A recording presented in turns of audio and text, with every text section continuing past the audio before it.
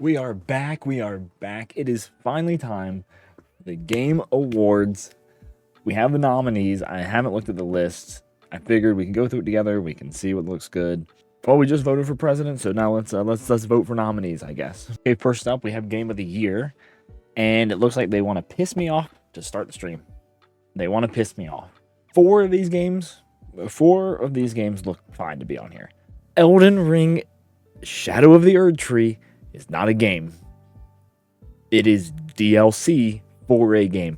I called that this was going to happen months and months ago, when this game, even before this game came out. I told you all that Shadow of the Erd Tree was going to get nominated for Game of the Year. It does not deserve to be nominated for Game of the Year because it is not a game. I got to look at Steam real quick. I just want to see. It is literally labeled as DLC. Okay. It's phenomenal. Don't get me wrong. I love Elden Ring. This is a problem because now I'm already frustrated. Realistically, the answer is probably Astrobot or Metaphor. I like Balatro, however you pronounce it. I actually don't know. It's definitely not Black Myth Wukong though. That will be 6th place in voting. I'm gonna go with Metaphor. Astrobot's probably second, but close second. But in all honesty, Shadow of the Erd Tree is going to win, and it shouldn't have even been nominated. This is a scam. This is rigged. This is all rigged. Here's a good one. Here's a good one. They're going to keep throwing them at us. Best ongoing. You're going to give us Destiny 2, which isn't Destiny like done? Aren't they like done with Destiny 2? Didn't something happen with Bungie and stuff? Diablo 4, which is it failed. Final Fantasy 14.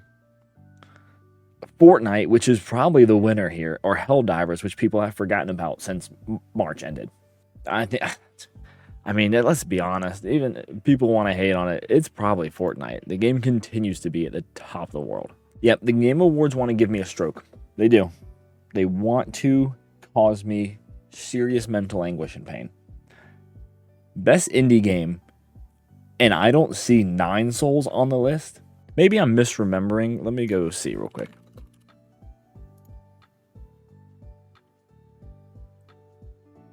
No, it came out this year. Yeah, okay. So there is no reason Nine Souls should not be on this list. Nine Souls is by far the best indie game of the year.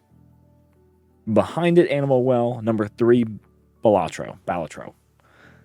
This is a crime. This is a crime. I said it was rigged when Shadow of the Erd Tree got nominated for Best Game as DLC.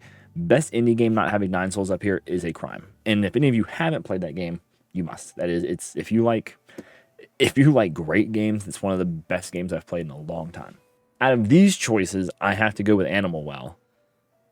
You know, shout out to Big Mode and Donkey for all he's been doing. Man, what a crime that Nine Souls is not nominated. Best debut indie game, and it's kind of Manor Lords is still in early access. Oh, don't get me started on early access. I could have a whole separate speech about how early access is pissing me off. Hades 2 has been incredibly underwhelming to me because of it. I'm going again with Animal Well here. For Best RPG, we have Dragon's Dogma. I mean, I know it was like kind of...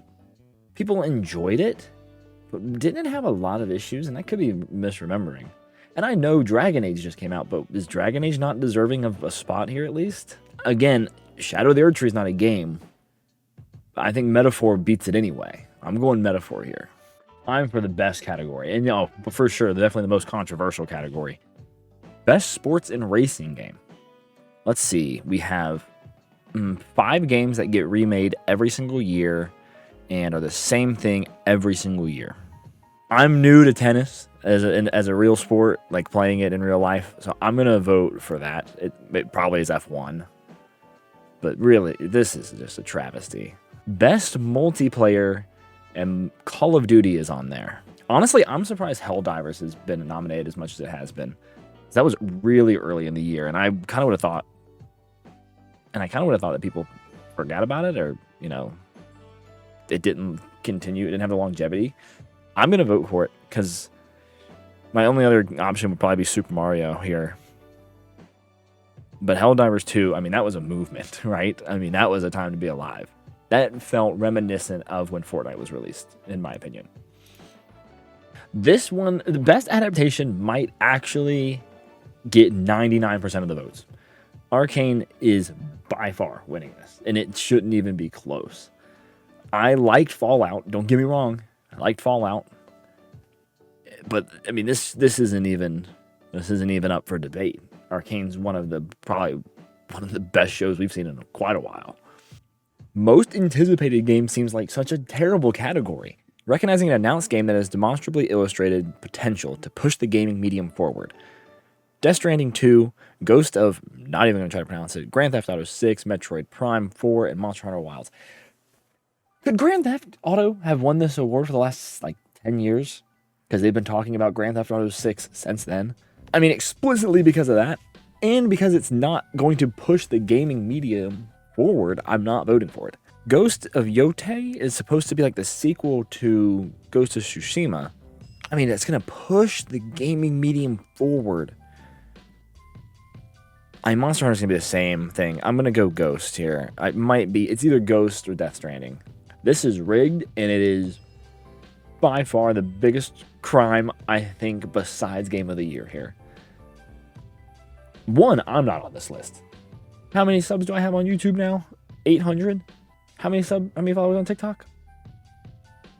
1,000? Followers on Twitter? Listen, I should be on this list. But realistically, I am someone who creates content myself, and I watch an unbelievable amount of content creators. And I watch a lot that aren't even in my native language, okay? I don't even speak a foreign language, and I watch other content creators from all around the world.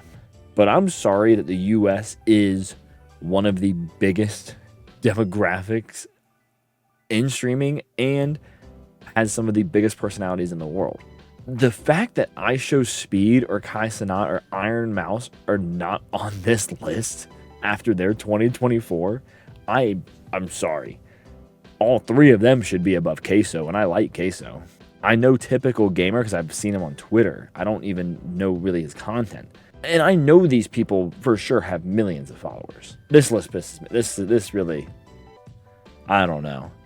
I think you got to put up more options at least. Maybe that narrows down the voting. I don't know, but this is a really bad list. I'm going Queso out of these. Best esports game. For the game that has delivered the best overall esports experience. I mean, and this is easy. As much as I love esports, and y'all know I talk about esports all the time on the channel, on Twitch, on a separate channel. It's unquestionably the number one esport in the world is League, and it will always be League, or at least it will be for a while. There's not even competition here. Best esports athlete judged to be the most outstanding for performance and conduct in 2024, irrespective of game. Okay, so we have a Dota player. 33 is a Dota player. Alexi B is CS. Chovy and Faker are League. Zaiwu is CS as well. And then ZMJJKK, which I don't know how it's pronounced, is a Valorant pro. You have to put Alexi B and Zaiwu on this list, but I don't like Donk not being nominated. Wow, this is hard. This is the hardest one by far, though, so far. This is really hard. You gotta think 33 won a world championship this year. ZM won a world championship this year. Faker won a world championship this year. Alexi B, they won the Esports World Cup, right? And they won Copenhagen, the Copenhagen major. And then Zaiwu won Cologne, right? So you're looking... Okay, since we're talking about 2024, sure, Faker won the world championship, but he didn't have a great year. And so I think I take him out of the running here. So now I think I'm looking at 33 Alexi B. I'm looking at 33 Alexi B and ZMJJ. And I think I'm taking ZM out because I don't think Edward really did great this year, except for at the World Championship, which is, yeah, they showed up when it needed to, but they didn't do great in the other majors. I think I'm going to go Alexi B. I think it's a little bit of bias, but I do think Alexi B, this is the hardest choice by far. So, out of every vote we've done, I'm going to go Alexi B here. 33 is probably a close second. Oh, and then they hit me back with the best esports team. At least there's one less choice here. And it's a little bit easier. We're taking BLG out, we're taking Gen G out. They didn't do it when it was time. Like these, and it's like it says, yes, recognizing specific esports team, not the full organization. Very different question here if it was full org. Their league teams fell short at the World Championship. Okay, so this is crazy, and this is going to be really hard. So if we look at Navi's 2024, we know they won the Esports World Cup, and they won, I believe, Copenhagen. So that's their big wins this year. We look at T1, they won the Esports World Cup, and then they won the World Championship.